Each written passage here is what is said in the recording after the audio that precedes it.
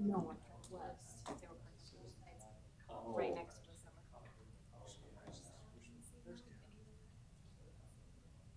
Well, generally not when you. They were parked. I just could not see around them, so I pulled out.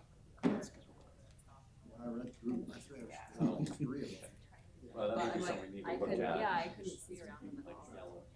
Yeah, that's what I was wondering, because I really couldn't see. Like, I would have had to pull out into the point to see the east traffic. I'd have had to have. So that's for the school. One thing that Oh, we it was- talked about the school, because I know it's gonna go straight into like road course. No, it's down. But you go to the main road, that's just coming into.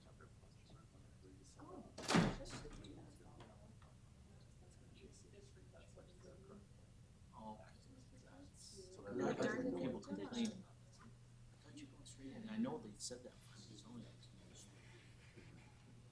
So we're doing two, one street. Is the bill change again last time on? I didn't see it on here. So they got to do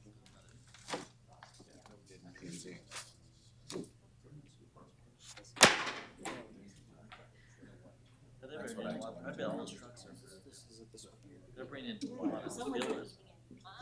Well, they're pulling from our street. I haven't visited. You see, just because things either. So that's what this, Yeah. that's what they're doing. I'm like, is he dying?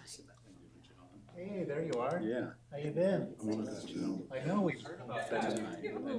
Hey, When we make the changes. there's batteries in there, and this is running out of battery. Start all over. Okay. So it's off the agenda for tonight. So I brought Rachel over. She had a nice Thank you. Sorry, we just pulled it this afternoon. No, that's all Part of right. it from your letter, we looked at some things and went, okay, we need to number one.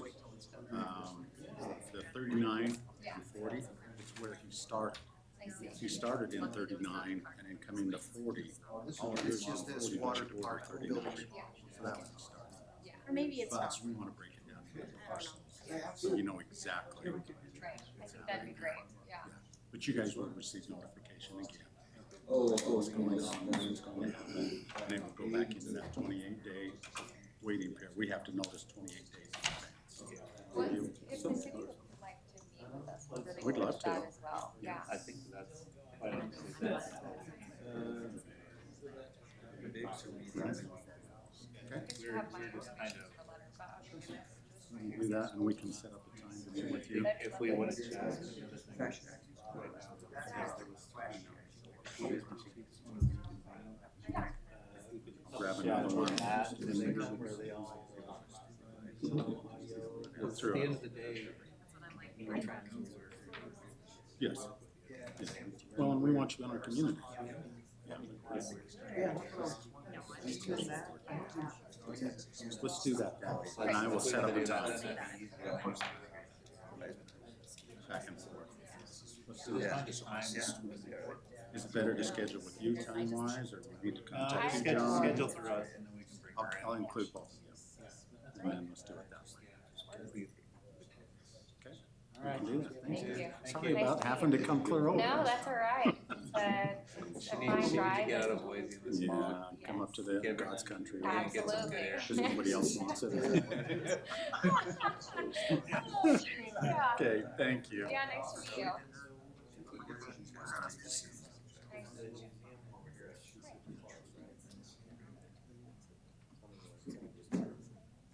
Let's see, so I was there. Are you going to wait? Wedge? Remember Reagan?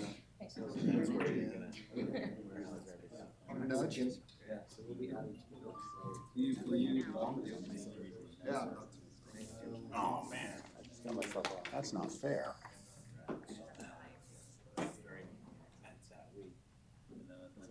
You'll get called or something.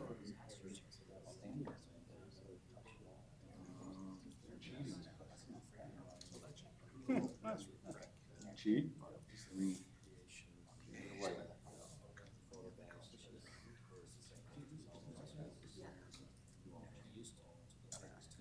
Well, everybody everybody. Thank you for being here. Appreciate your attendance here with us tonight. We'd like to call this meeting to order for the City Council meeting of the City of Rexburg on July 1st, 2026. I've asked Council Member Riggins to offer an opening prayer for us tonight, after which I've asked Council Member Tejan to lead us in the Pledge of Allegiance. So, Council Member Riggins. Father in heaven, we're so grateful for the opportunity to be able to meet together as neighbors, friends, and as a city council. Grateful for our mayor and all he does to watch over the city. We're grateful for the wonderful opportunity to live here. We're grateful for the freedoms that we have. We're grateful for the beautiful country that we live here, the rivers and mountains. So blessed to be here. Grateful for the many men and women in this community that invest their time and money so that we might have a wonderful economy in this area. We're grateful to live in America, grateful for the opportunity we have to celebrate 250 years as a nation, and we're so grateful for the Constitution of the United States. We're grateful again for this opportunity to meet. Pray that Thou would bless our evening, that we may be able to have a conversation led by the Spirit in all that we do. We pray humbly in the name of Jesus Christ. Amen.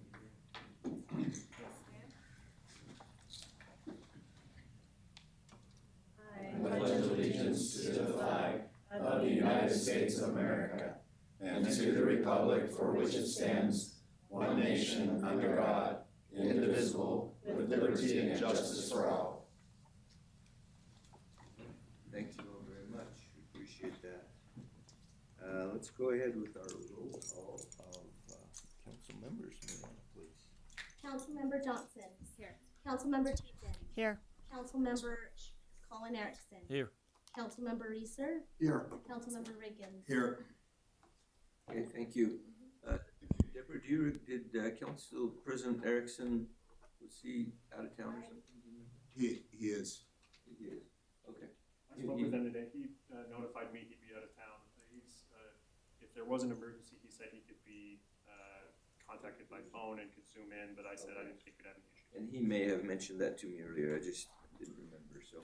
Okay, thank you. We'll excuse Council President Erickson then, and move on to item number 3, which is, at this time, we need a motion to amend the agenda as per Idaho State Statute 74-2044-4B, which is an amendment to remove item 4 to annex property at approximately 80 East 77th North into the city of Rexburg. We're going to remove that item from the agenda, so I need a motion to amend the agenda. Is there such a motion? I'll make a motion that we remove item 4 from the agenda as written out here. Okay, thank you. Is there a second to that motion? I'll second. Seconded by Councilmember Colin Erickson. Any further discussion on that item? Hearing none, all in favor? Aye. Any opposed? All right, that motion passes. We will remove item number 4 from the agenda. And that was the next item, so we'll skip on to item number 5, which is a public hearing. This is for consideration of proposed fee increases for water and sewer capacity fees effective July 2nd and water and sewer and sanitation monthly. Actually, time out. I think since this is on the agenda for 6:30, oh, we're already 6:38, so we're good. Okay, I was thinking a little bit wrong there. Okay, we're good. All right, so this is for water, sewer, and sanitation monthly fees effective October 1st, 2026. This would be designated as resolution number 2026-07 if the motion passes. So we have our assistant CFO, Scott Miller, to present this item to us. So we will go ahead and have him talk about that, after which we will have the public hearing. So I know that Matt's gone through this at length with everybody, but it represents just change in water rates. Let me bring this, let me zoom in on this. Let's try that again. Can you hear me better? Better, thank you. Thank you.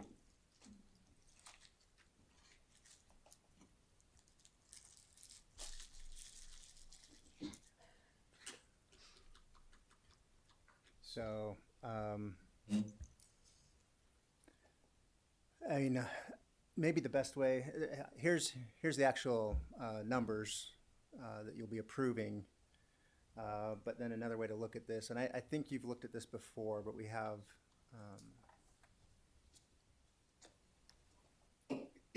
sample bills to kind of see what these increases look like for the average person. And so that you can see, like, here's just a resident that's where their bill goes up by almost $6, which represents a 4.3% increase.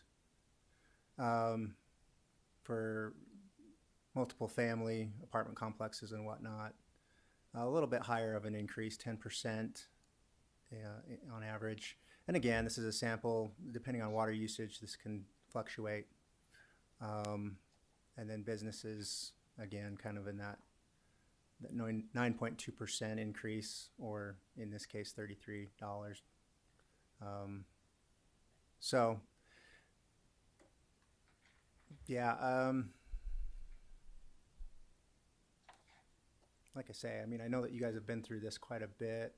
Do you guys have any questions that I can answer? Anything that Okay, would be yeah, we helpful? did have a work meeting where we went through this item by item, and if there are any specific questions for Scott on this before we take any actions, is there anyone that has any questions or comments? I've just got a general, I've just got a general question. Since I've been gone for the last few weeks, I was at the work meeting. I just was curious if anything has changed since the work meeting. Are all those numbers the same? Okay, just make sure if I needed to be updated on anything. So sounds good. Thank you. Okay. Councilman Erickson. So mine's just twofold. The first is I talked to Matt, and I definitely want to put on record that we evaluate this every year, not just take the whole 5 years and look at where we're going. Yeah, I did talk to Matt this morning about that as well, and he's like, yeah, we do look at this annually no matter what. So, And I want to make sure we do that because the citizens, I mean, they're getting hit all the way around with everything going up and up and up. And I just want to make sure we evaluate this with what the increase we have as population coming in the future and keep up on that. But I want to make sure we do come back and evaluate this every year. And the second fold is the garbage. I'm a little reluctant on the garbage because we're jumping up with the garbage and higher than we really need it. I mean, there's no reason to do that jump right now, as I could see. And maybe someone could explain it to me different, but I mean, it's not a lot, but every penny counts on some families down in the city, and I just want to make sure we are utilizing that in the best way. really, my understanding is what all that was built on was the capital improvement plan over the next 5 years, really looking at what we're gonna have to spend, in terms of new assets and making sure that we're prepared for that. So. And I'm comfortable with this one, but like I say, next year I'd like to reset and make sure we really dig through this and look at, okay, we did it this year, because we already just did one last year, and I don't want to see us just keep jumping, going. We do look at it every year, and some years has been not much or no increases or very small ones, and this is catching up with us a little bit with all of the cost increases. I mean, a garbage truck is $450,000 or something like that. So, in order to have the money on hand to be able to buy a new one when we need a new one, we've got to be able to keep up with those expenses. And like I say, part of that's coming back on the recycling. I mean, we still put a lot of money back into that when we want to, I mean, we're going through this year. We need probably one more year, maybe even two, to say, okay, is this really worth it to keep subsidizing Yeah, and, this and whole that thing, is so. definitely part of the evaluation. Deb just reminded me that a big part of the sanitation element is based on the salary study as well, making sure that we can keep people. All of these were from the recommendations from the salary study. I might even be. Keith, I might even be lowballing that on a garbage truck, right? Is 450 about right, or are they more than that? No, a little less. I think we're seeing like 320, 340. Okay. So, but I just. they are going up, and they are a high maintenance item. Big time. So we spend a lot of money on maintaining those trucks. It's just anytime starting and stopping with that kind of weight and just the cycling of it, a lot of wear and tear. And like I say, that's just some concerns. I want to relook this, Yeah. make sure we're doing the best we can with the money we're coming in, and not just No, absolutely, and not keep building up and not have, because we did a 5-year plan out there, but that's a big guess. And Yeah. all of a sudden, we might be behind. I mean, when we hit next year, we might say, "Oh, that's not going to work." But I just want to come back on that and really. yeah, and we certainly will. We always do look at that. So Okay, is there another comment? Oh, you had a comment. Okay. All right, any other questions or comments for Scott? Okay, all right, thank you. If not, then we will go ahead with the public hearing. We will declare the public hearing open. And the way a public hearing works, of course, if you haven't been here before, is we ask for those who might be in favor of this proposal to come up and state your name and address and give any testimony that you would like. Then we'll ask for those who might want to testify in the neutral position, after which we will ask any of those who would like to testify in the that are against the proposal to testify as well. So at this time, we'll go ahead and ask if there's anyone who would like to testify in favor of this proposal to please come up. Is there anyone that would like to do that? Is there anyone online that would know, has their hand up? Nobody online. All right. Is there anyone who'd like to testify in the neutral position on this particular item? Yes. Brett Crandall, 2339 West, 900 South. This is more a question than a statement, but I like to better understand why those who are living in apartments have twice as big of an increase in their cost as opposed to those who live in single-family homes. I just want to make sure that we're not putting a greater burden on those who are students rather than those who maybe are more active voters in the community. Yeah, and I think, and I don't know, Keith, you can correct me if I'm wrong on this, but I think the way we've looked at it is just to try to adjust for the actual cost of servicing single-family homes versus multifamily. And when we realized that the costs that we have for multifamily are actually a little bit higher, so we've adjusted those accordingly. That's why every year, like Councilmember Colin Erickson said, we look at these every year and try to figure out, okay, are we being equitable here and there, and trying to figure that out as best we can, and so that's why those will jump a little bit more or a little bit less depending on where we feel like our costs are to be able to service those particular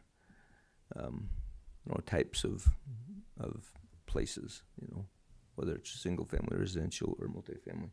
Did you have a comment? Yeah, I thought it was interesting when you looked at the breakdown, some of the rates for the apartments actually went down.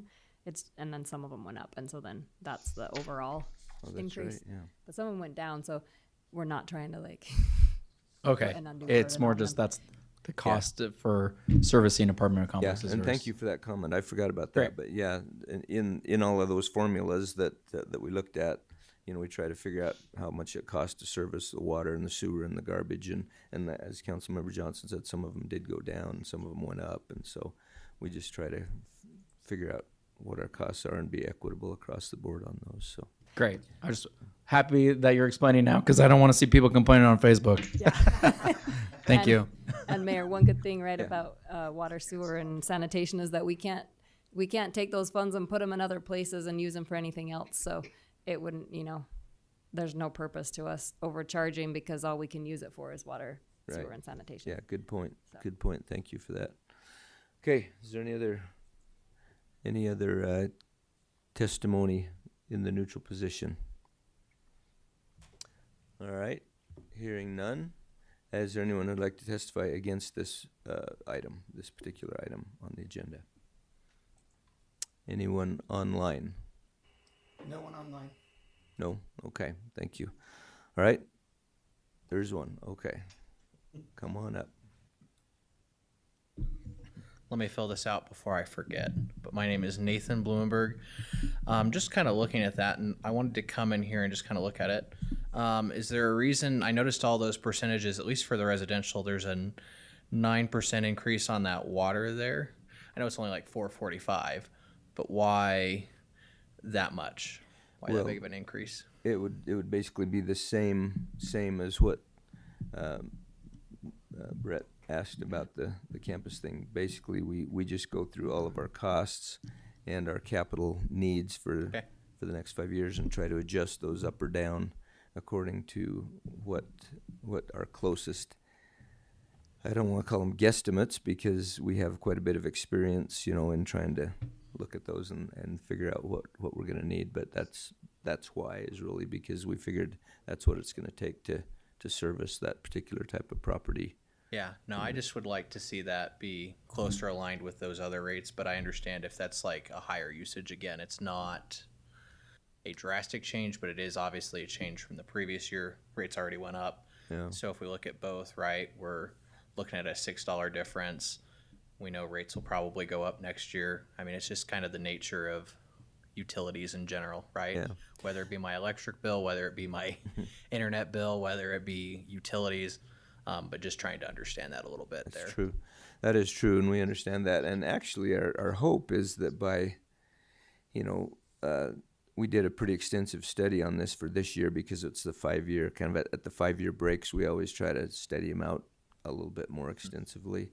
And the jumps this year are a little bit more. Our hope is always that some of the costs that have escalated just in the last few years quite a bit will kind of mellow out, and the next years hopefully will be really small increases, or sometimes we've actually been able to keep them the same or even had small decreases too. So that's what we can hope for. So as residents then what would help us to keep that rate continually to be low? Use less water? Be conservative? Well, yeah, because it is based on your water usage. So, yeah, if you can minimize, and especially in a year like this, we're encouraging people to minimize water usage as much as they can anyway. So if you can do that, I mean, we don't want you to let your lawns die, but if you can train them to take a little less water by watering deeply and then not watering as much, that's always beneficial, and that saves water. No, I appreciate the information, but yeah, I just wanted to see those rates look a little bit more, all together at the same. But I understand that certain things get used a different way, so it'd just be nice to see those rates kind of be more balanced on a percentage, no different than bills that go up, cost of living adjustment, kind of things like that. So that would just be my only comment. Okay. All right. Well, thank you. We appreciate that comment. That's good to know. Yeah. Okay. All right. Is there any other comments or testimony? Okay. Going once, going twice, 3 times. We're going to close this public hearing. And at this point in time, I would entertain any questions or comments from the council. And if there is none, I would entertain a motion to move forward on this item. Is there any questions or comments? And we already had them, so. But if there's anything else that's come up. Okay, if none, I would entertain a motion at this time then to consider these fee increases. Mayor, I'll make that motion to approve the fee increases. Okay, thank you. Is there a second to that motion? I'll second. Second by Councilmember Reeser. Okay. All right, thank you. Any, all in favor? Aye. Any opposed? All right, that motion passes, so we will go ahead with those. But we will note, duly noted, that we will review these every year and make sure that we're not collecting excess funds, because we don't want to do that. And if we are collecting excess funds, we'll certainly look at decreasing the fees next year as necessary. So thank you for those comments. We appreciate that. Right, item number 6 is a presentation pertaining to the old seminary building located approximately 60 West Main Street by Cheryl Empey and Lisa Jones from our Historical Preservation Committee. So go ahead and turn the time over to you for your presentation. Thank you for being here. And thank you for your service on our Historical Preservation Committee. Whichever is easiest for you. If you'd rather be over there, that's great.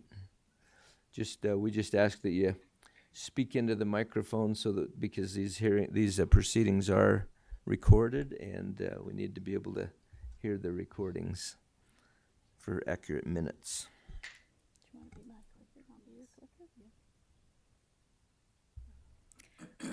Well, thank you for allowing us to come and present to you our findings.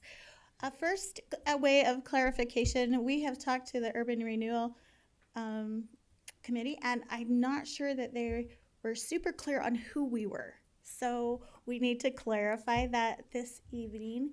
We are the Rexburg Historical Preservation Commission by the mayor. So we're with you, not as a separate entity. So we are the Historical Preservation Commission. And my name is Cheryl Empey. I'm the chair. Lisa Jones is with me this evening. She's the vice chair. We have Jamie Patton, excuse me. She's our secretary, and she is an amazing historian. She's done a lot with Flood 50. Then we have Cricket Mount, and she is in our communications, and David Jones is our treasurer. So one of the things that I wanted to clarify this evening is what our commission is doing. And it is interchangeable within the wording commission or committee. It's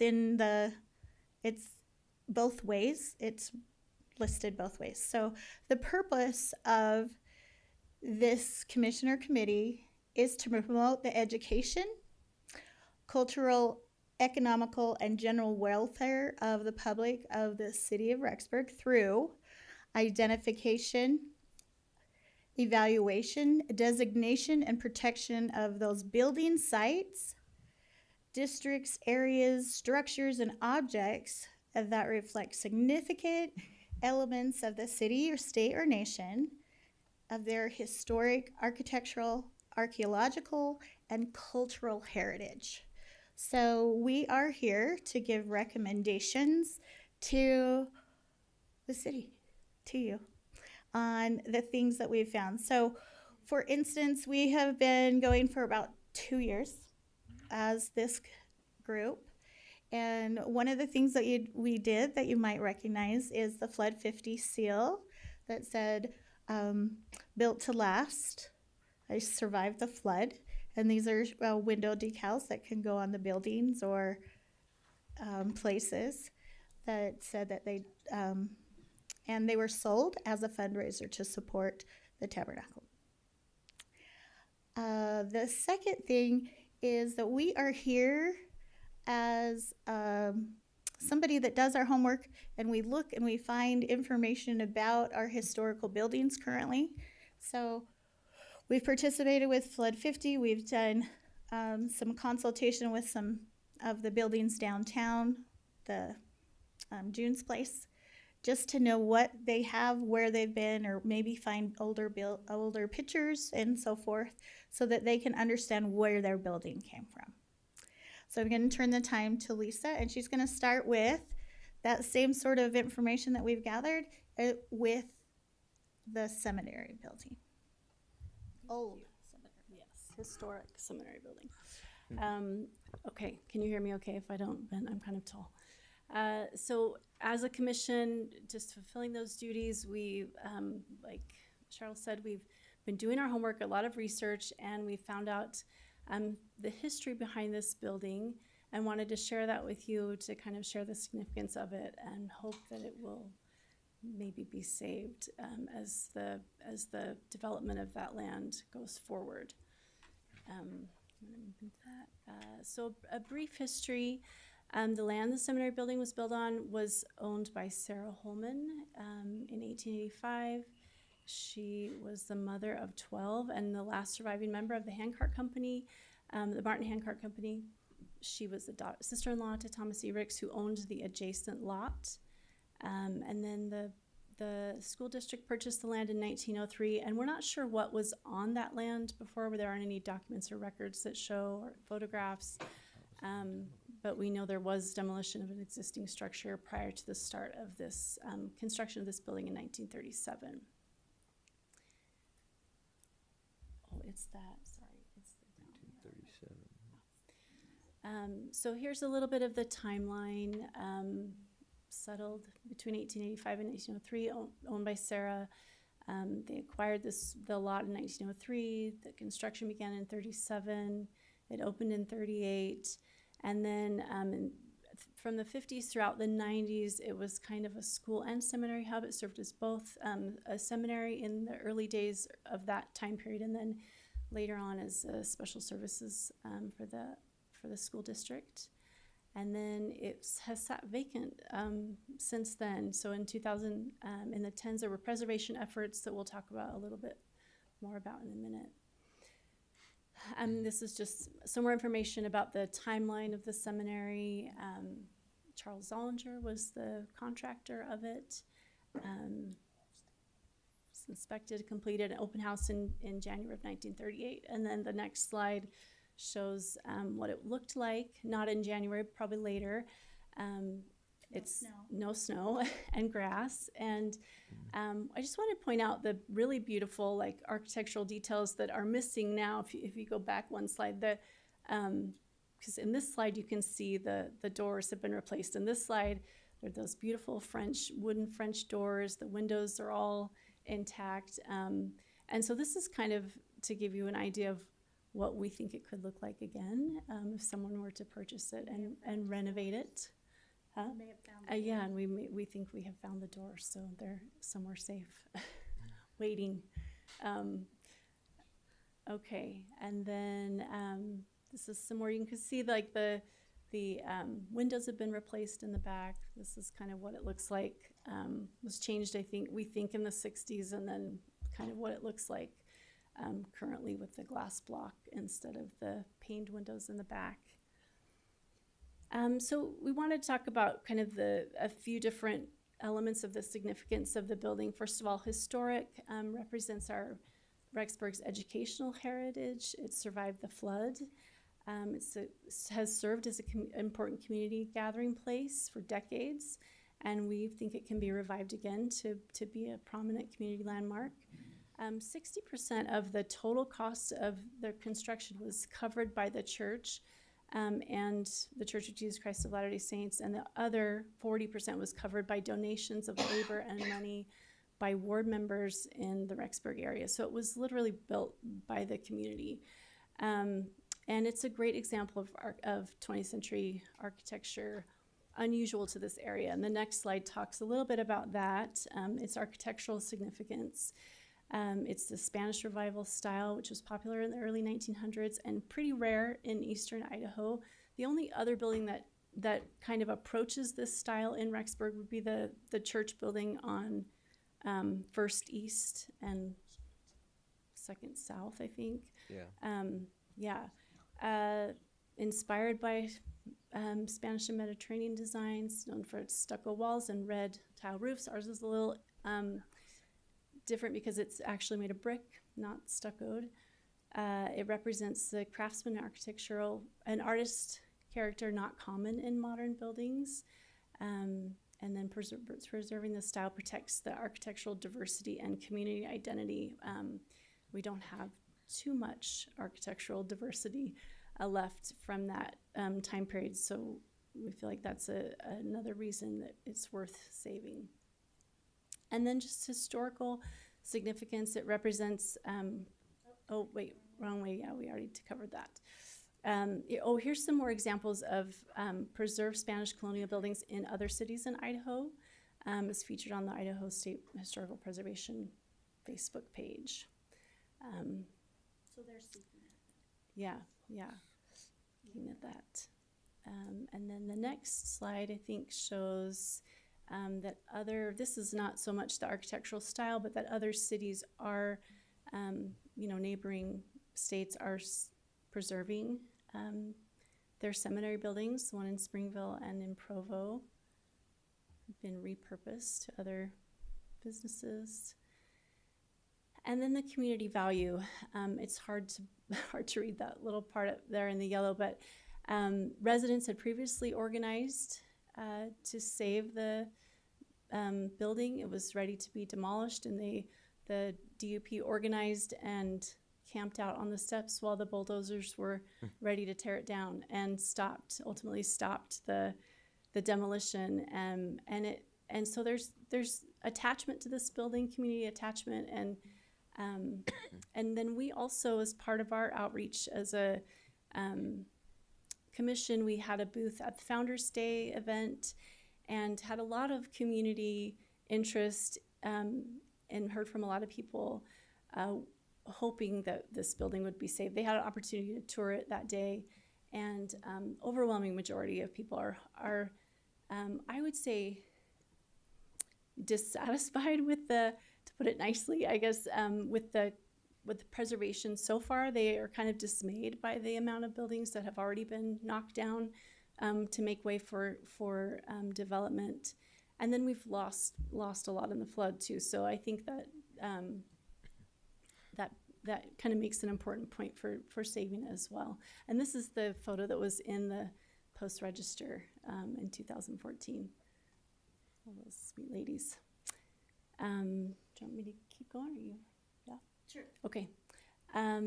So these are our recommendations, and I know the RFP's already gone out, and but maybe as you're looking at those plans coming in, the yellow highlighted area is the parcel that the seminary building sits on. We would recommend that you make the purchase of that parcel optional, maybe as a negotiating point with the developer. If they were planning to knock it down, that they could, maybe they don't buy that part of it, and you take that out of the larger parcel. To us, it feels like it belongs to the building in front of it, which is owned by the Hubers. The rest of that, if you were to continue that rectangle towards Main Street, there's a little park there that was created actually by my aunt, Sybil Ferguson, as kind of her little gift to the community, as a little park, a little pocket park on Main Street. And it's, the Hubers don't have the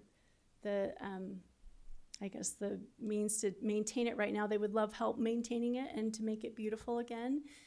They have no interest in selling, and we've talked to them. They would love to see that building saved as well. So we felt like taking that out of the larger parcel, which is much larger than it shows on the screen, wouldn't make that much of an impact in the overall site. And then our second recommendation would be when you are considering the development proposals, choose one that includes preservation of that building and make that a priority as you're looking at those. The other recommendation is maybe to use funds that are already earmarked for demolition, that maybe a portion of the proceeds from the sale of the property could be put towards maybe lowering the purchase price, or to incentivize someone that would be interested in preservation to make that building a little more affordable. I know there's also asbestos abatement that needs to happen, and we wanted to address that because in the proposal that you received, I don't know if you guys have looked at over, I know Urban Renewal has that bid out the asbestos abatement. In this building, asbestos was only found in the ceiling tiles of the basement. So I think there's been a misconception that building is beyond repair, or a kind of a lost cause, or is going to be too much to renovate. and it's really in great shape. It has really good bones, and the only abatement that needs to be done is the ceiling of the basement. So we wanted to make you aware of that as well.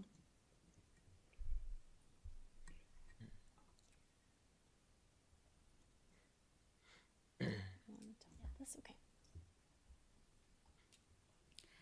So part of our duty here is to be good stewards of the resources for the city. And historically speaking, we have few buildings that we've preserved, considering the amount and population of our town. We have our Main Street and perhaps some other buildings 2 or 3 blocks off of Main Street that exist right now.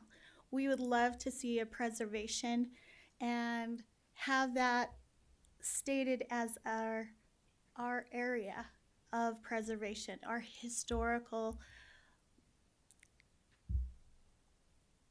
Kind of downtown area. District is the word. Thank you. Our historical district. We feel like this stewardship is exceptionally important and very timely currently. The city now owns that building, and it hasn't owned it since the early 1903, I believe. We now own that. And it is our opportunity to make a historical decision that I think could really benefit as a group, as a council. I think it would build respect with your constituents. Again, when we went to the Founders Day, we had 3 pages of names that wanted to be in support and have every detail that we could think of to make sure that this building is preserved. Again, I think we give you a few recommendations that maybe you haven't thought about. One recommendation was to move the building. We also did our homework with that. We had some preservation board members come in from Preston, Idaho, where they moved their tabernacle to part of the park. And the recommendation was wonderful, and it is still an option and it's doable, but it will be a lot more labor intense and a lot more time and money. A lot more, what did you say? Labor intense. Oh, labor intensive, yeah. Mm-hmm. Did they throw out any kind of a number as far as what they thought it would take to move it? About the $3 million. $3 million. Well, not to Theirs move was it. 10. Theirs was, yeah, Theirs was more than ours. theirs was more. Quite Theirs a bit. was a 2-story. very large building. Very Yeah, large ours building. is much smaller. Oh, But I when see. you include the moving costs and then purchasing land to put it on, it's a lot more. Yeah. But that is another option. But we're here tonight. I don't want this to be a drab presentation. I want you to recognize that we have beautiful things to preserve and save for those that follow us. And it's our stewardship right now to make it happen.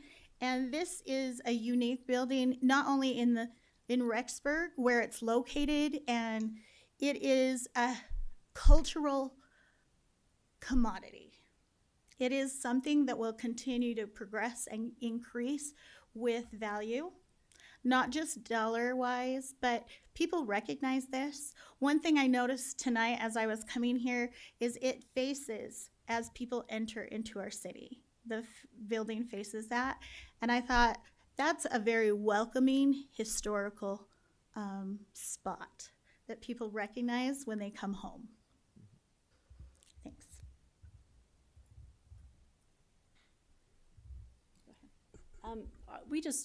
These are some economic benefits of preservation that you're probably aware of, but we wanted to just kind of show those to you again. Cheryl talked about the value of it, and I feel like there's that cultural community value, but there's also is an economic value to that. And the Idaho's Historic Preservation Office has a whole document that we could forward on to you that talks about the real numbers that happen when preservation is happening in an area. It can be a real economic driver for business and tourism. People come and are drawn to cities. So we kind of also see it as like an opportunity for you to preserve that building and also as maybe an encouragement for others to do the same. Business owners on Main Street have started to do that, and I love seeing that return to what the buildings used to look like. And I think that that's a great energy moving forward for our city and the feel that it has.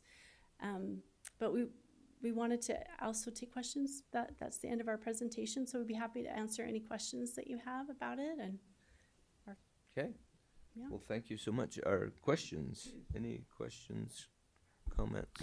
I had Yes. one. Where was that pocket park that you were talking about? so it's let me back Right up. next to. What was that? Oh, thank you. I don't know if that. Oh, right there. yeah. Oh, right there. Mhm. So is that where's the hair cutting? Right next to it. Right next next to door. it. Oh, right here. okay, okay, thank you. Okay, so that little grass area is what you're talking about. Yeah, the we pocket park. still Okay. are. We have been researching that a little bit more, and I just need to get in touch with some family members. But I think the murals that are painted on there were painted by Doug Ricks, who's a local artist, and so it would be kind of fun to be able to highlight those again and you know make it something pretty to look at. I think we're all just used to driving right past it and not. I mean, there were a few on our commission when I mentioned it who hadn't even recognized it really because it's just been there forever. It's a and bit overgrown, so you needs don't a bit notice of it. needs a little bit of love. Yeah. Could use a little pruning. Yes. Yeah. Okay. Any other questions or comments from anyone? Yeah, I've got a couple. Yes, Just, go ahead, Councilmember Riggins. So in 2010, according to your slides, in 2010 they had some preservation efforts. Do you know what happened to those? The ones where this DUP came and stopped the. No, The that was 2014. So on your timeline, yeah. I see what you're saying. In 2010 you had preservation efforts. The 2010. This is 2014. It just meant that decade, the 2010. That span of time, yeah, that span right? of time. So Yeah. not 2010 an to actual 2010. 2010, but in that time. And I know they were more of the preservation efforts, but the Hubers had repeatedly asked to be able to purchase that property from the school district, and the school district just wouldn't budge or separate it or sell it. So none of the efforts really went anywhere. Who was in 2014? Who was going to demo it? The school district. Who was it? The school district. The school district was Yeah. going to demo it. Yes. So from 2014 to 2026, when it was just recently purchased, right? So we've got 12 years. It has basically sat empty. No one has done anything with it. What's that? They used it as storage. The school district. Yeah. Yeah, it's been used to store it's- equipment and stuff in. Yeah, it's basically a condemned building, though. As far as I don't think it's condemned. No. But It's also been, there is in 2014, they did an inspection of that one, and it was sound. it was sound in 2014. Okay, and then so do you have any idea why the church abandoned it when they still had a school there? Well, they did. It was serving as a seminary building, and I believe they built a new seminary building behind the current junior or the old building. That I don't know. My only question is the church doesn't usually abandon something unless it's really problematic. It's really going to cost a lot to fix, right?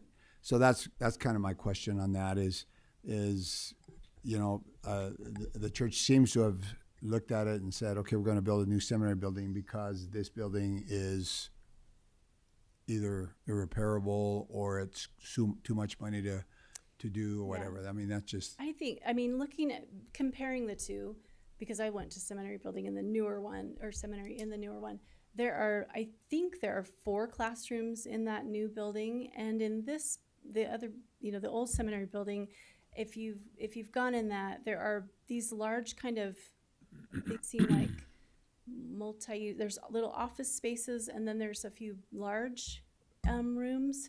They probably just, I'm guessing, needed classroom space because it was then used by the school district for years before they stopped using it as a classroom. It was like the gifted and talented program. I don't know if that's what they called it when I was in school. That's what it was used for. It was later used for special ed services. So it was in use for quite a while. But I think, and I don't know for sure when they stopped using it, but I imagine it. We could find out, but maybe the building of the middle school. I'm just trying to just kind of consider some of the facts here, right? Just looking at it. One of our commission members is also in construction and has been through it, and who's actually, I should mention, is my husband, who's on the commission, and it's a sound building. It's not condemned in any way. Okay. It's just underused, not used. Just my last question. In that picture, 2014, with all those people there, were any of those folks willing to put their money where their mouth was, or the money where their feet were, and donate money so that that building could be purchased? So are we, if we're looking at it, when you look at that building, do you have any idea if there's people actually interested in investing to make that happen? Yes. Like they're willing to put a lot of money up. Yeah, we have, I know someone's approached Jed Platt about it, and and our Rick Robinson used to be on our commission, is just recently no longer on the commission because he's serving somewhere else, but he also, we asked him that question, would someone just buy that building? And he said, oh, definitely, wouldn't have any trouble selling it. So, and yeah, we understand the city doesn't want to own any more historic buildings, but I think that definitely we could find a buyer for that, yeah. Okay. Yeah, thank you, appreciate that. Thank you, yeah. Okay, that might be worth pursuing. We have a comment about the building from Mr. Oakey back there in the back. Would you like to come up and? Does the city pay for it? Well, the city doesn't own it, actually. It's the urban renewal, but your question is still valid, and I don't believe we paid for that building specifically. We bought the whole parcel, which was several $1 million. Yes, question. I was just gonna say, I found that Post-Register article, and, Superintendent Thomas even said that part of the reason to turn it into, what they were gonna do is they were gonna tear it down and turn it into a parking lot, more parking there, was due to the fact that it was in need of extensive and costly repairs. Yeah, that's I guess costly is a number that varies according to who's looking at it, right? Right. No, you're right, but it's changed in all that time. And Exactly, that yeah. picture posed in 2014, I start to, even as a resident, I think, yes, I want to preserve historical things. However, we've got the tabernacle, we've got a few things in the community. I'm not saying it's hard, right? You want to balance preserving historical areas, but then my next question is, if we preserve it, what does it become? What do we use it for? Yeah. Because that's always my next big question, because I don't want to, we could have a museum, but what are you going to use it for? Yeah, exactly, and that's a good comment. And those are the things, some things that, have been proposed as a museum and different things. And of course, unfortunately, as you've mentioned, it always comes down to money and who's gonna.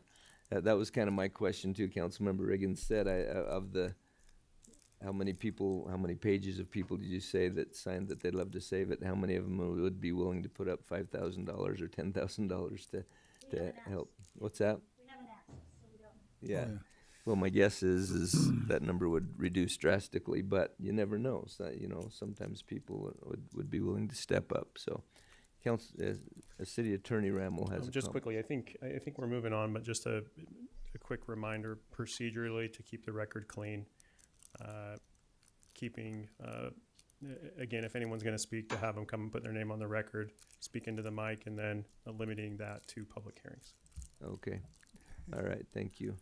So Anyway, yeah, there's a lot of back and forth on this building that has gone on and probably will go on, but we do really appreciate the information. That's obviously what the commission is for, is to help us understand the historical value of things and help us to be able to make a good decision about things like this. So, Can I make a comment? yes, go ahead. I just want to I think the commission understands, just serving on as the liaison, that the city cannot afford to take on this building. Absolutely. And they understand that. And they're not asking us to do that. What they're asking us to do is to be creative and to maybe look at different alternatives of splitting off that lot and seeing if there is a private buyer that would take that building on, so that we as a city don't have to, so we don't have to just eliminate the history of that building. And I would encourage us to do that. I've received multiple phone calls about this building since it was been on the agenda. And I've had multiple people stop me and ask me. I get asked when I go to the pharmacy, I get asked about this building. So I think we need to take into account that there are people who want us to be watching and finding ways to be creative with our preservation, and they're not asking us to maybe spend money, just to find ways to be creative. So, yeah. Can I ask Yes, one question? Councilmember Johnson. Sorry, I'm just confused now. So this is not on the parcel that the city owns of that land, though, right? Right. That's correct. Yeah, it's a part So- that urban renewal owns. So then we don't have the say for what happens. It's not really our decision to make, Yeah. but we certainly can have We some input on it, as Councilmember Tejan said, so. Yeah, and may I speak, let me just speak for urban renewal. Actually, it's been considered, and as it goes out to bid, people are being asked to consider how could you blend it in, if whatever, right? So there isn't, we don't, at this point, there aren't any real bids per se, anything that we're really looking at right now that urban renewal is looking at to build at this point. But some of those ideas that you had up there are being considered. We're not just saying, urban renewal is not just saying, hey, tear it down, we don't care. It's when a developer comes in, we're hoping that be sensitive to that which is taking place.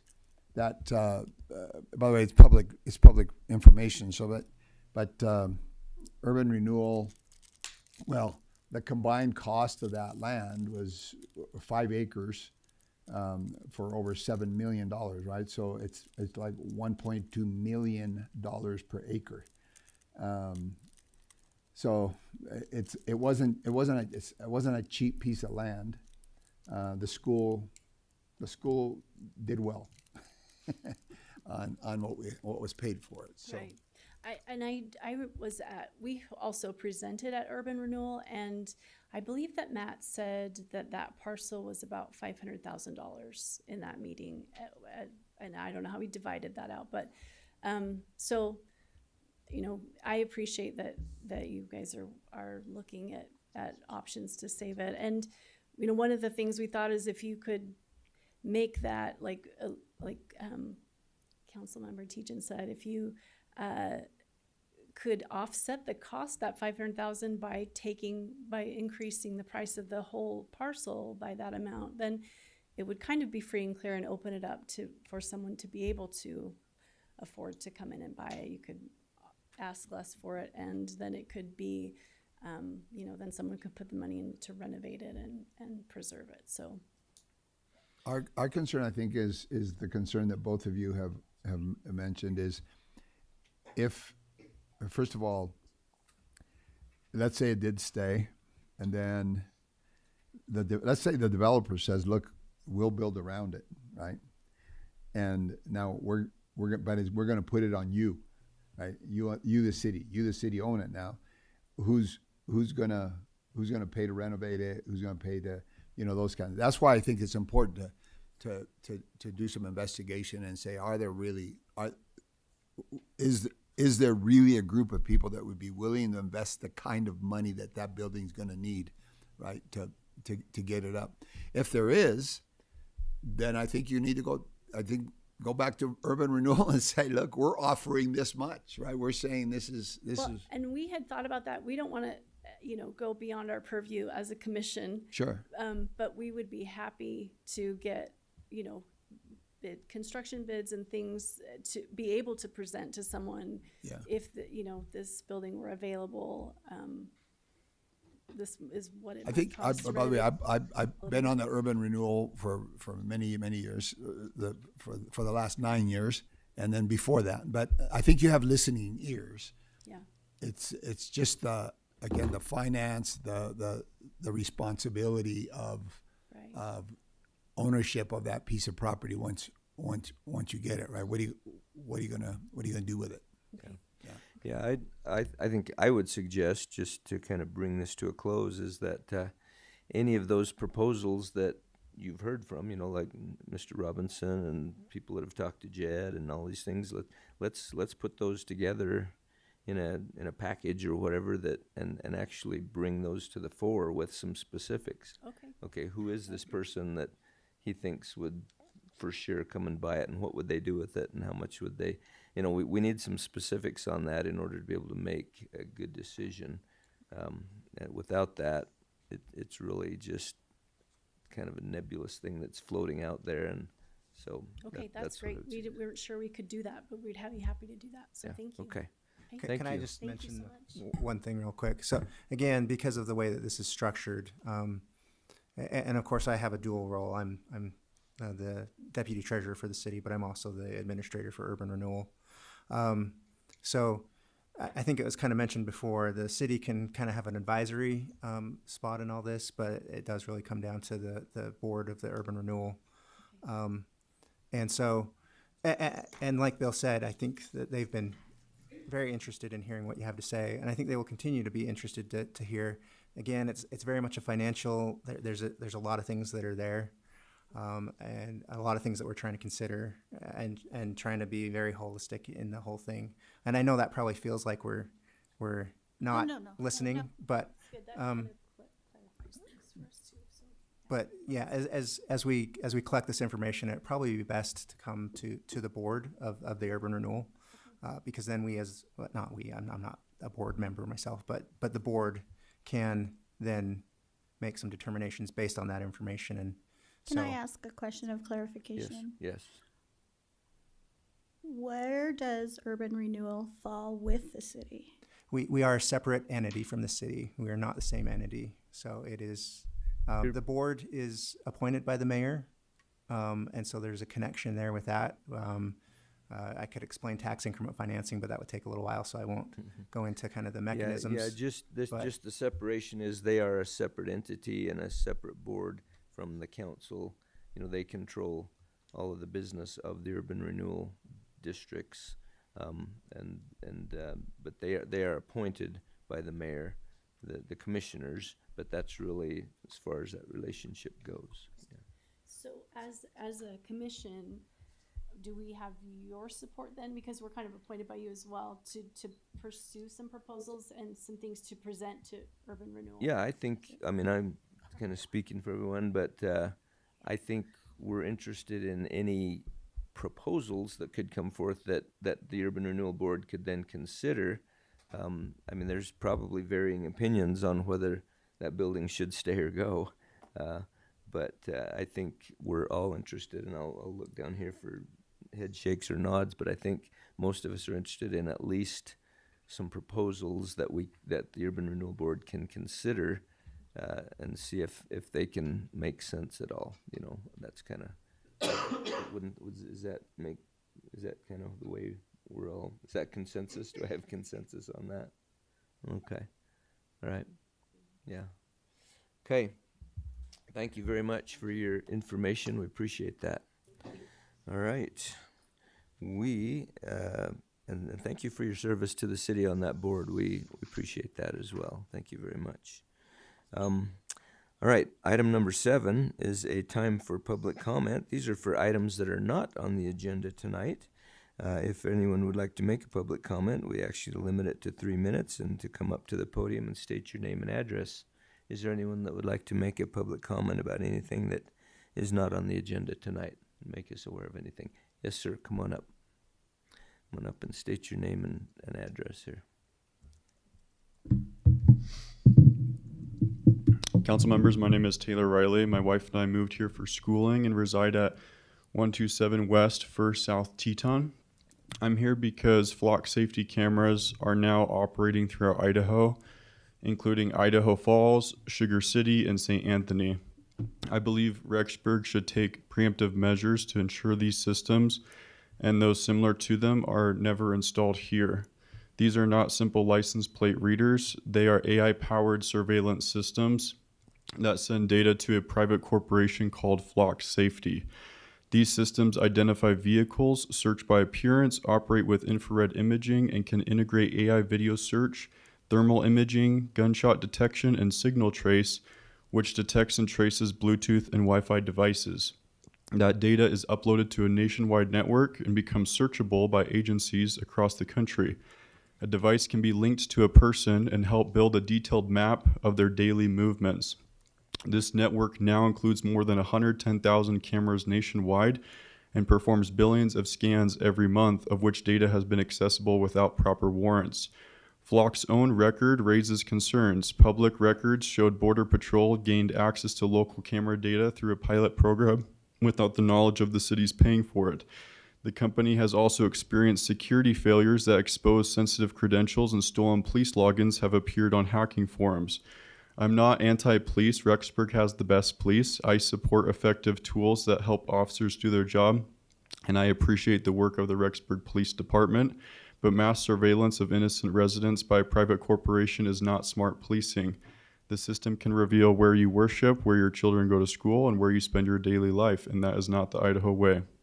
I ask Rexburg to pass ordinances that clearly define how businesses and law enforcement may use surveillance technology to collect data or track residents. I am asking this council to act decisively tonight. First, to commit today to absolute transparency by publicly disclosing any exploratory talks or meetings the city or police department has had regarding automated surveillance networks like Flock Safety. Second, draft a comprehensive privacy ordinance that establishes strict standards for any future technology, ensuring private vendors can never monetize or mismanage our residents' data. And third, vote within the next 30 days to pass a preemptive ban on the installation of Flock safety cameras and similar mass surveillance tools. Keep this surveillance out of our city before it ever arrives, and let's instead focus on strategies that keep control right here in our community. Police chiefs in Idaho Falls, Wilder, Greenleaf, and St. Anthony bypassed city councils before they could reject or approve these systems installation. We don't have to trade privacy and freedom for safety. Rexburg is already Idaho's safest city. Protect privacy, freedom, and our data by preventing these systems before they arrive. Thank you and happy 4th. Okay, thank you for that information. We appreciate that. We will take that under consideration. We have one council member who is a former policeman and is quite expert in cameras, so we'll be able to use his expertise on this item. So, thank you very much. Is there anyone else who would like to make a comment at this time on anything that's not on the agenda? Okay, seeing none, we will move on to item number 8, which is our staff reports. Item number A, which is the water department building remodel. We actually are not ready for that, right? Keith says, so we're going to actually not do that tonight. We'll put that on a future agenda item. And so we'll move on to item number 9, which is we have a couple of things in mayor's business. One of them that is listed here, and then we also have Robert Kohler here from the emergency management department that in fact, Robert, why don't we go ahead and have you come up, and he's got some emergency management information and an invitation for the council on an event that's coming up here soon. Thank you, go Mayor. ahead, Robert. Thank you.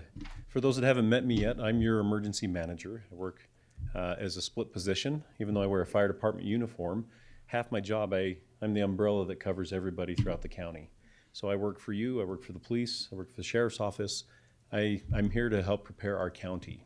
One of the things that we have to do for our grant funding, it's a federal requirement, is to host some trainings and some drills. And on February 24th of this last year, we had a tabletop exercise for a large-scale incident happening on campus. And we had our fire department, our ambulance, Rexburg Police Department, the sheriff's office.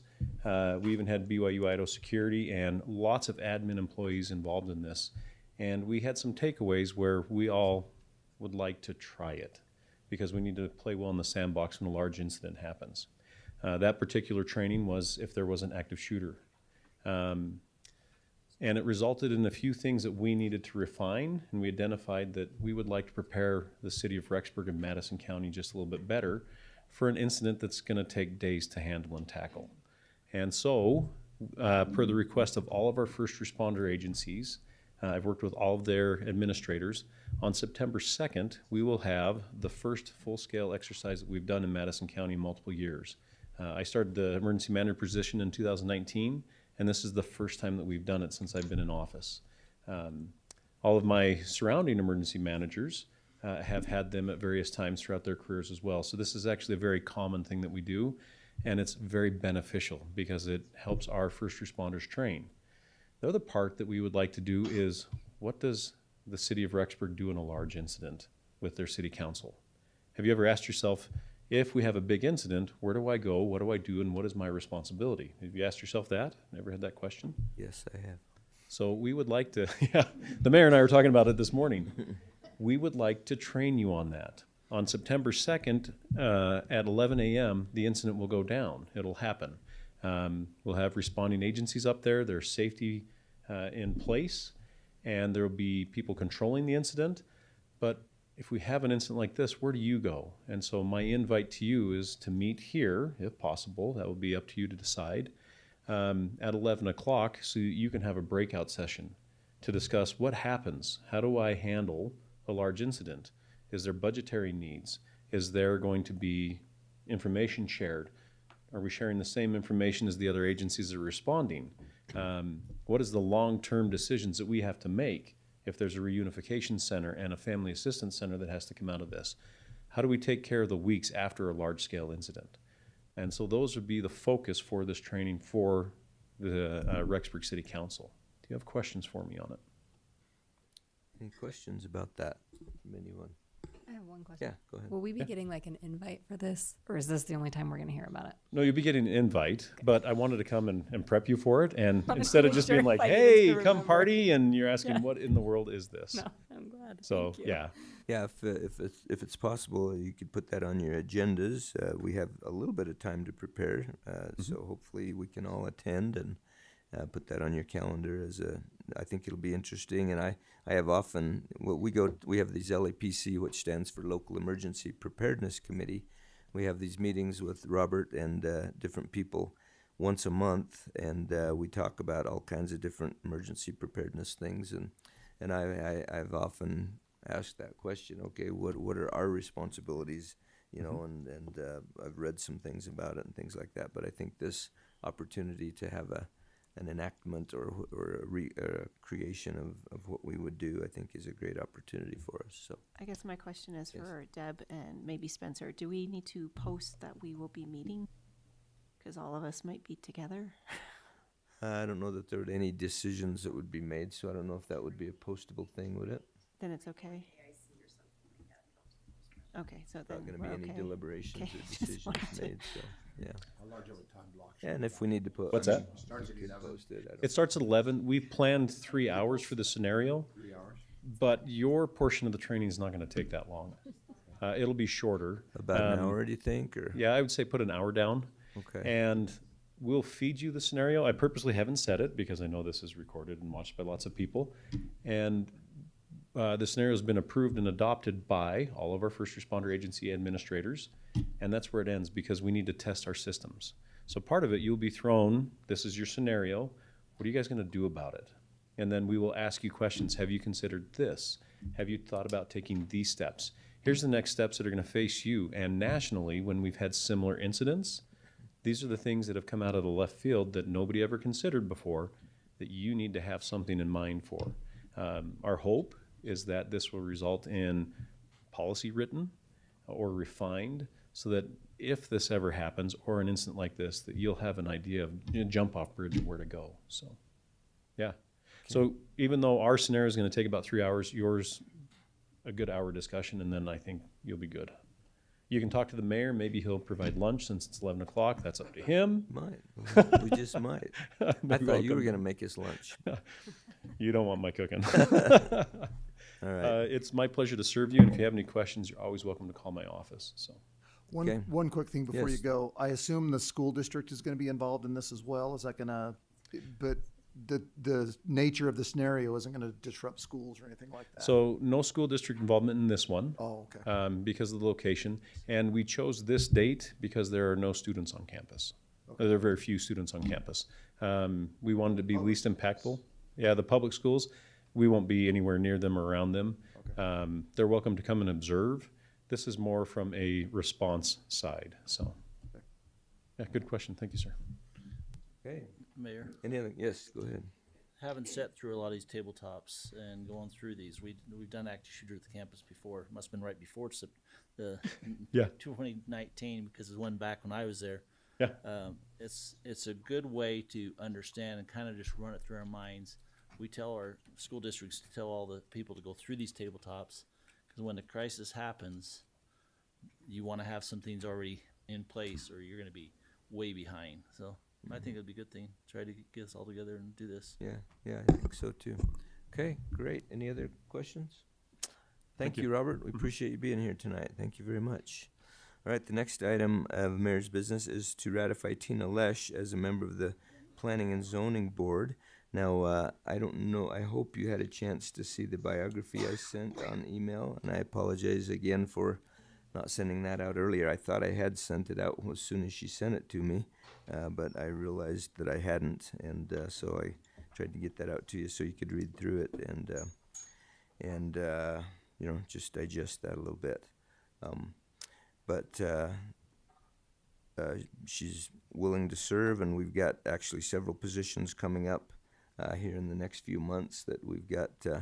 I think Councilmember Johnson had several recommendations of people that that we can talk to, and then there's been a couple others recommended too that I haven't talked to, so I don't know if they're interested or not. But yes, I have a couple for you too. Oh, do you? Okay, good. Yeah, because we've got, I think, let's see, Alan, we got 3 coming up, and then after that there'll be obviously some more in the future. So any recommendations that you have that you can provide for me that will be appreciated. So if there is no conversation about Tina specifically, I would entertain a motion to move forward on this ratification. If there's anyone that would like to make that motion. I'll make that motion that we ratify Tina Lesh as a member of the Planning and Zoning Board. Thank you very much. Is there a second to that motion? Second by Councilmember Bill Riggins, sorry. Had a brain cramp on your last name. Councilmember Riggins. Okay, thank you. All in favor? Aye. Aye. Any opposed? All right, we will go ahead and consider that ratification complete. And we'll move on to item number 10, which is the approval of new 2026 fireworks stand located at approximately 900 North, 2nd East, on the parcel number as noted. Deborah, is there any specifics about this that we need to know, or just is this pretty? No, this is between Christensen Auto Body and the Armory, just that lot right there is where they're Okay. going to set up. All right.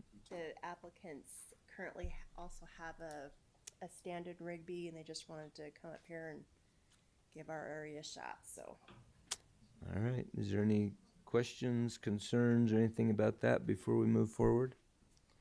If none, I would entertain a motion to approve this new fireworks stand. Is there such a motion?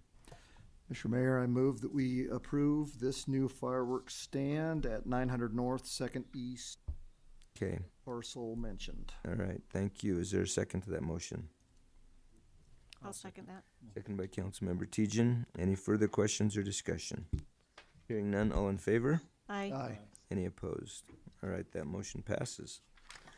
All right, item B is the Planning and Zoning recommendation to approve a comprehensive plan map amendment from intermediate residential to commercial at approximately 4 West Moody Road. This will be designated as resolution number 226-09 if the motion passes. Mr. Parkinson, go ahead and tell us a little bit about this, if you would, please. Mayor, council members, thank you. We're just gonna pull up the parcel map so you can see where it's located. On the far west.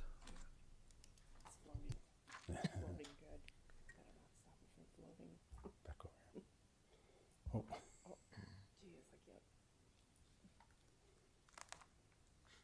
No, you're across the freeway, you're right. They're right. Come back, go this one. We've done this one a few It's right times. over here, keep going. There we go. It's that one and that one. This one right here is. No, it's this down one. here.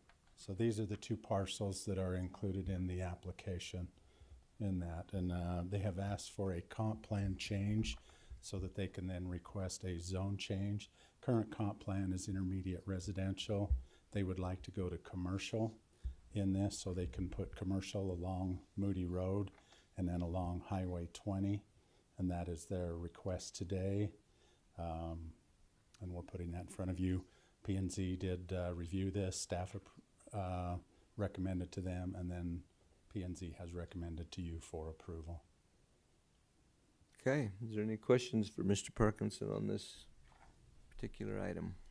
Does the same owner own Both all of parcel. the? No, just those two parcels. Just those two non-contiguous Yes. parcels? The one in the center is the homestead living Oh. that's being built in the center. Okay. Yeah. Okay, any other questions? Yes, Alan, Colin? wasn't one of the areas light industrial? Yes, the one up next to the Highway 20, that one is currently zoned as light industrial. Yeah. So this is actually, if they continue on and ask for the commercial designation, then that would be a step down, basically, away from an industrial park into more of a commercial setting. That's, Yeah. Okay. And you point. have tagged to the east of it. All of the church property is tagged currently. Where's the stake center going on? Right where her cursor is. Oh, go left. Right in there. It's just in the corner of that, where the temple is on the same lot. Just reading the report, there were a couple of the members of the committee that were concerned of putting commercial so close to that which is owned there by the church and so on. But Well, and they were curious because they didn't know what the church was gonna do, and we just says, neither do we. They have not give us any indication of what's gonna happen. There's a majority, well, about half of that from the freeway to the south is currently comp planned as commercial, and then the rest of it is intermediate residential. Did anybody express any reservations with those two houses No, that are right there? Are they, I mean, they were notified and neither one spoke up in the meetings nor sent correspondence. okay. Okay. What are they zoned at? I know right now we're just Think dealing with the they're tagged, comprehensive if I plan, remember but, right.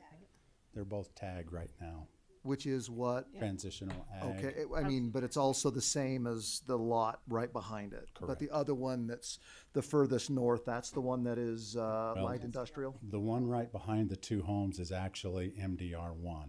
Oh, MDR1. Yes. Oh, MDR2, sorry. Two, okay. Yeah. And And then then the other one is light light industrial. Okay. And at one point, the whole thing was light industrial. And they come in and made the change for the homestead to put that in there. And they thought they were gonna come further with housing, and then that was decided not to. Okay. Yes, Councilmember Erickson, Colin. yes, going through the planning and zoning and watching them, I mean, they really hit hard on that one next to the freeway. And I really don't have that big a concern with that one as much as I do the one south where you have residential to go into, change it to a commercial type of value. But that's where the only kind of drawback or kind of where I kind of pull back a little bit. But the top one, I have no concern over that one, because it definitely is a step down compared to what it is already zoned. Right.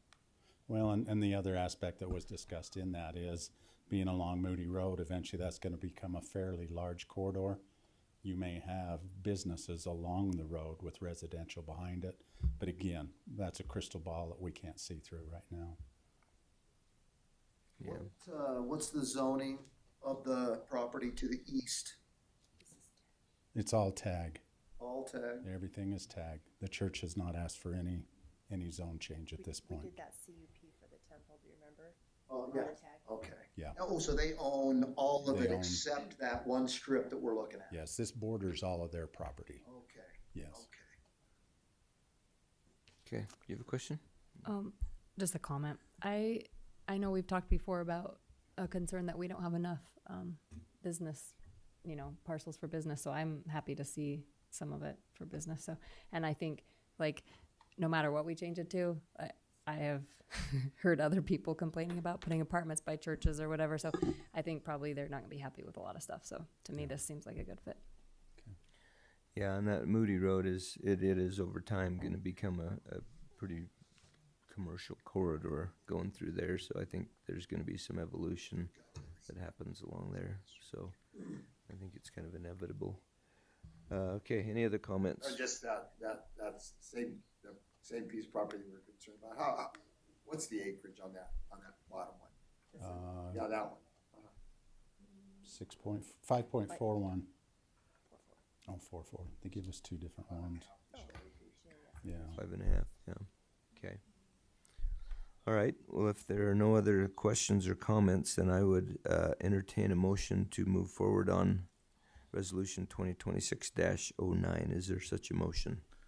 Mayor, I'll make that motion to approve resolution number 2026-09. Okay, Comprehensive plan. thank you. Is there a second to that motion? I'll second. Second by Councilmember Johnson. Any further discussion or questions? Hearing none, all in favor? Aye. Aye. Any opposed? All right, that motion passes. Item C, Planning and Zoning recommendation to approve a rezone from light industrial and medium density residential 2 to community business center zone at approximately 4 West Moody Road. This would be designated as ordinance number 1352, if passed and considered first read. Okay, this item is. Deborah missed her. She lost her screen. I clicked and ended up closing the whole thing out. But it is the exact same lots. Oh, it is? Yeah, it's the Okay. exact same lots. Now that you've approved the comp plan, they can request the zone change. They will take the light industrial up next to 20. They want to take it to commercial CBC. And then the one down by Moody, they want to take from the MDR2 to also CBC. Okay, all right. Well, that makes sense. Okay. All right. So we've really kind of already asked the questions and things unless there's Well, I do anything have else that one. popped up. Can you explain Yes. to me exactly what tag can be used for, what the transitional agriculture zone means? Tag, the transitional ag is designed as a holding place before it comes into the city. They can put residential homes on it, 1 per acre, but the majority of it is they can continue to farm that until they decide to develop it into something else. Okay. So they want to go to community business center. On both parcels. It's actually a positive. Yeah, I think so. We're not talking about a steel yard. No. No, I think this is good. Good. Near the homes and all that kind of stuff. I think so. Yeah, I think that's a positive move. Okay. Then if there are no other questions or comments, I would entertain a motion to move forward on ordinance number 1352 and consider it first read. Is there such a motion? Here, I'll make a motion that we approve, rezone, at approximately fourth West Moody Road from medium density residential and light industrial to community business center. Okay, thank you. Is there a second to that motion? I second. Second by Councilmember Reeser. Any further discussion or questions? Hearing none, all in favor? Aye. Any opposed? All right, that motion passes. Let's move on to item number D, which is the Planning and Zoning recommendation to approve the University Town Center plat located at approximately 901 South Yellowstone Highway. This application is to subdivide the property into 8 lots. Okay. So we're looking That at was this a misprint. There's actually going to be 10 total lots in that. 10 lots. Which the plat represents. All right, we'll change that to 10 lots. So in that, again, this has been reviewed by staff. They have met all the requirements for staff, and we are presenting it to you. Well, P&Z recommended it to you for approval. Okay, is there any questions about this particular item? What's that zone right there? Is that right? That'll be CBC, It is. Community Business Center, Yeah, a lot of business down there. which you have next to it, but when you cross University, then you got Regional Business Center. Yeah, which is just a design for larger box stores. Okay, all right. So what is Councilmember the? Erickson. Oh, go ahead. I was going to say, what is the access like for that business area? Is it just highway, Yellowstone Highway, or there's a road right there at the There's camera? going to be 3 of them. Okay. You'll actually have Mekon to the east, right next to Eden and Mesa. That one will come in. You will have Tamina Drive coming in next to Chipotle, and then there will be an access onto Yellowstone Highway in there. No, it's further up, back right where that lot is, right there. And the lot you see that is blocked out, that will also be included in the plat. There was some separation done so that a 1031 exchange could happen, and they will be signing on the plat, and they will be included in that plat. So that little section right there will be included. Where her arrow is, yes, that'll be Okay. included in the plat. All right. There's already some buildings that have gone in right behind McDonald's. on that right there, right? Yeah, and they're not part of the plat. Medical center or something like that. Dental, it's a dental office. Oh, yeah. Okay. Yeah, and that is not included in this plat. Okay, Councilmember Erickson, did you have a comment? Yes, I just wanted to, they've done a lot of dirt work over there already. And it's kind of interesting to me. I just want to make it clear that, we're just going up the zoning right now. They've already moved a ton load of dirt. At their own risk. That's why I want to make sure that it's only risk, because the perception out there is, okay, they're doing this and they've been promised something, but there was at their own risk that they started this. And number 2, are we going to end up taking Yellowstone and making that straighter right there on that Yes. road? That is part of their requirement. A traffic impact study It's was not. done. They are gonna have to, I don't know in front of me the full scope of it, but it's gonna add additional lanes. It's gonna straighten it out to connect to Henry's Fork. All of that's gonna get taken care of. Sidewalks along there, the whole works. And that'll be part of this That's development. part of this development, yes. Yeah, developers are required Yes. to do that. Mayor, Yes. if I may, just for your information, they're already working on widening that. Yes. The redevelopment agency is helping to move the lines, the electrical lines, moved over so that road can be widened to what the rest of it is down the line. So that's in motion. Yeah, yep, okay, thank you, appreciate that. Any other questions, comments?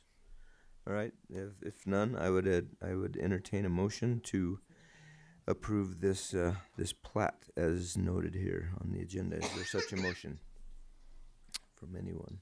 Mr. Mayor, I move that we approve the University Town Center plat at 901 South Yellowstone Highway. Okay, thank you. Is there a second to that motion? I'll second. Second by Councilmember Johnson. Any further discussion or questions? Hearing none, all in favor? Aye. Any opposed?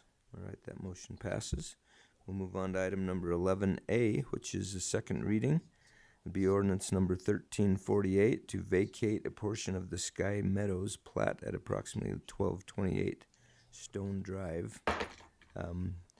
This is a second reading, so I don't know if there are any questions that have arisen about this since we passed this originally, but if there are any, I would entertain those at this time, and if there aren't any, I would entertain a motion to consider ordinance 1348 second read.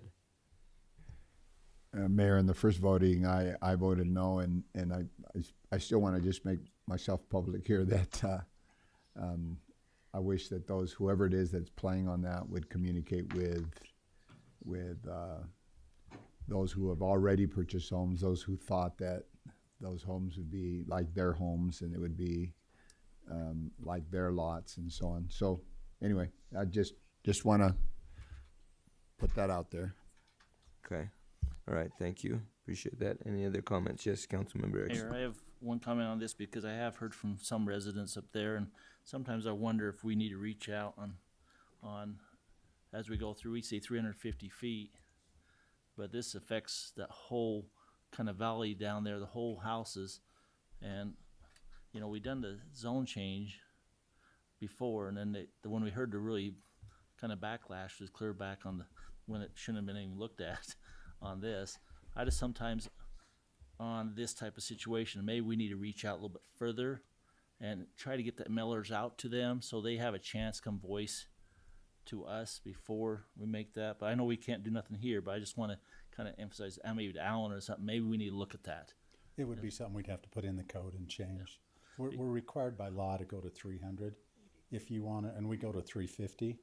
But if you guys wanted to do that, we could codify and make that a farther distance. And I don't think we need to on everything, but on this one, I Well, wish we would have reached out when to you the have whole area. when you have a planned community, Yeah. right? Kind of a planned community where someone builds half of it and then doesn't finish it, and then decides to change. Who the new owner decides to change it, right? I think I agree with you. I think that's not on everything, but on something like this where it was already planned out, where other people were thinking, considering that, yeah, I don't have to worry about it. And there's really nothing we could take into this one because after the fact, but just in the future for our citizens, that's what I'm saying, because I've heard back on some saying we didn't know, but they still live in that area. So, well, and the challenge with that too is we do put postings on entrances to that subdivision, just so people can drive by, and they're bright yellow and they stand pretty big, so they're pretty hard to miss. Yeah. We've tried to step it up and do things to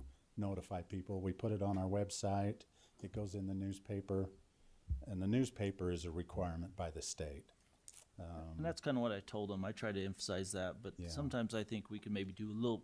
I try to do a little better out. And that's something we can A look lot at. of times and people, codify. yeah, they don't realize that it's going to affect them until they see something happening. And then, yeah, so it's kind of difficult that way sometimes. But anyway, all right, well, duly noted on those comments. We appreciate those comments, and we will see what we can do to kind of involve people a little bit more earlier. So if there are no other comments or questions, I would entertain a motion to consider ordinance 1348 second read. Is there such a motion? I'll make that motion. Okay, Councilmember Johnson has motioned. Is there a second to her motion? I'll second it. Seconded by Councilmember Colin Erickson. Any further discussion or questions? Hearing none, all in favor? Aye. Aye. Any opposed? And I must stay with a no. Okay, we've got 4-1. Motion passes. Thank you. We'll move on to item number 2, which is ordinance number 1349, which is the rezone of 509 to 539 South 5th West from High Density Residential 1 to High Density Residential 2. Alan, let's see. Let's talk about this item real quick. Let's see if there are any questions or comments. This is the one that's located behind Carl Sinclair on 5th West. Okay. And then just down from Les Schwab. It's the owners are wanting to go from HDR1 to HDR2. They're trying to sell it and just trying to put it in an area where we've kind of designated these areas as this is where we want higher density, closer to the campus, within walking distance, and it just seems to fit better there. Okay. Are there any comments or questions about this item from anyone on council? If there are none, I would entertain a motion to consider ordinance 1349 second read. I'll make a motion that we consider ordinance number 1349 second read. All right, thank you. Is there a second to that motion? I'll second it. Second by Councilmember Colin Erickson. Any further discussion or questions? Hearing none, all in favor? Aye. Aye. Any opposed? All right, that motion passes. We have no items for third reading. Item number 12 is the consent calendar, which includes the minutes from the remaining budget meetings, fiscal year 27 budget meetings, and the June 17th, 2026 council meeting. Also, the approval of paying the city of Rexburg bills. Is there any questions about any of those items or corrections or anything like that before we move on the consent calendar? Hearing none, I would entertain a motion to approve the consent calendar at this time. I'll make a motion that we approve the consent calendar and pay the bills. All right, thank you. Is there a second to that motion? I'll second. Second by Councilmember Reeser. Any further discussion or questions? Hearing none, all in favor? Aye. Aye. All right, any opposed? Sorry, I forgot. All right, motion passes and we will go ahead and get the bills paid and enter the minutes. All right, thank you very much. We will stand adjourned at this time. I would request the council members just stay for a moment so that we can organize ourselves a little bit for the parade on Saturday. And I would encourage anyone here that if you don't have tickets for the concert on Friday night, to get your tickets and go. It's going to be an exciting event. The party in the park on Friday at 3 o'clock at Porter Park will be a lot of fun for families and things. So a lot of fun things coming up this weekend. Great events here in the city. So we will stand adjourned. Thank you. Thank you all for being